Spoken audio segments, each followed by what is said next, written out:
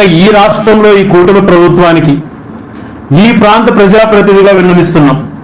2023 ఆగస్టులో ఏదైతే జిల్లాలు విభజించి 26 జిల్లాలు ఏర్పడిన తర్వాత ఈ రాష్ట్రానికి సంబంధించి జోన్స్ డిక్లేర్ చేయండి, మల్టీ జోన్స్ 2 ఇప్పుడు ఏదైతే ప్రెసిడెన్షియల్ ఆర్డర్ రీసెంట్ గా వచ్చిందో దీన్ని క్లియర్ కట్ గా పాయింట్ టు పాయింట్ 2023 ఆగస్టులో రాష్ట్ర ప్రభుత్వం నుంచి అప్పుడు ఆ ప్రభుత్వంలో పంపించడం.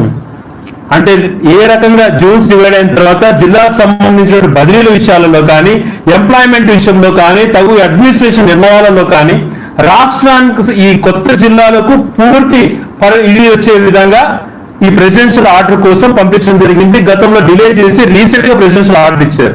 దాంట్లో జోన్ 5 గా అన్నమయ్య జిల్లా అన్నటువంటిది అయ్యింది.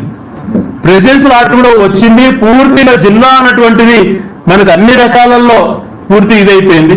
ఇటువంటి సమయంలో మళ్ళా విభజన చేయడం ఎందుకు, మళ్ళీ తిరిగి ప్రెసిడెన్షియల్ ఆర్డర్ పోవడం ఎన్ని కూడా ఎందుకు అని చెప్పి ప్రభుత్వం నిర్ణయిస్తున్నాం. ఎందుకు మేఘాల పైన ఈ జిల్లాను విడదీయాలన్నటువంటి నిర్ణయానికి ఎందుకు వస్తున్నారు, ఎందుకు వచ్చారు? ఇప్పుడు ప్రెసిడెన్షియల్ ఆర్డర్ కూడా వచ్చింది. భవిష్యత్తులో కోర్ట్స్ తొందరగా నిర్మించుకోవచ్చు.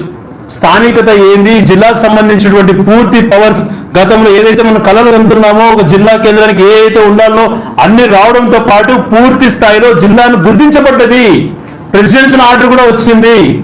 దయచేసి ఇంకా దీని గురించి పోవద్దండి, మీ ఆలోచన విరమింపజేసుకోండి. యాజ్ ఇట్ ఈజ్ గా పార్లమెంటు జిల్లా కేంద్రం ఏదైతే చేశారో దాన్ని కొనసాగించండి. పూర్తిగా వైసీపీ ఏదో చేస్తానని మాట్లాడారు కదా, వస్తే ఎందుకు వస్తుంది ప్రెసిడెన్షియల్ ఆర్డర్?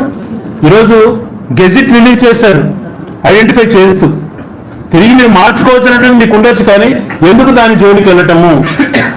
ఇప్పుడు ఉన్నటువంటి భౌగోళిక పరిస్థితుల్లో ఉన్నటువంటి ఇప్పుడు ఏర్పడినటువంటి జిల్లా కేంద్రాన్ని ఇలాగే కొనసాగించమని మరొకసారి డిమాండ్ చేస్తున్నాను.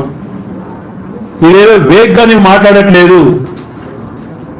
భౌగోళికంగా ఇప్పుడు ఉన్నటువంటి పరిస్థితులు కానీ ఎన్నో ఏళ్ల తర్వాత దాదాపుగా 110 సంవత్సరాల తర్వాత రాయలసీమకు కొత్త జిల్లాలో ఏర్పడి దాంట్లో ఈ ప్రాంతం వెనుకబడిన ప్రాంతంగా గుర్తించి ఒక జిల్లా కేంద్రంగా ఏర్పడింది.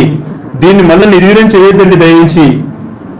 ఈ ప్రెసిడెన్షియల్ ఆర్డర్ కాపీలను ఒకసారి చదవండి. ఇవన్నీ కూడా వచ్చినాయి కాబట్టి జిల్లాను పూర్తి స్థాయిలో గుర్తించడం జరిగింది కాబట్టి దీని జోలికి వెళ్ళొద్దండి, దీన్ని మళ్ళీ ఎటువంటి పరిస్థితుల్లో విభజించొద్దండి అని చెప్పి ఈ రాష్ట్ర ప్రభుత్వాన్ని కోరుతున్నాను.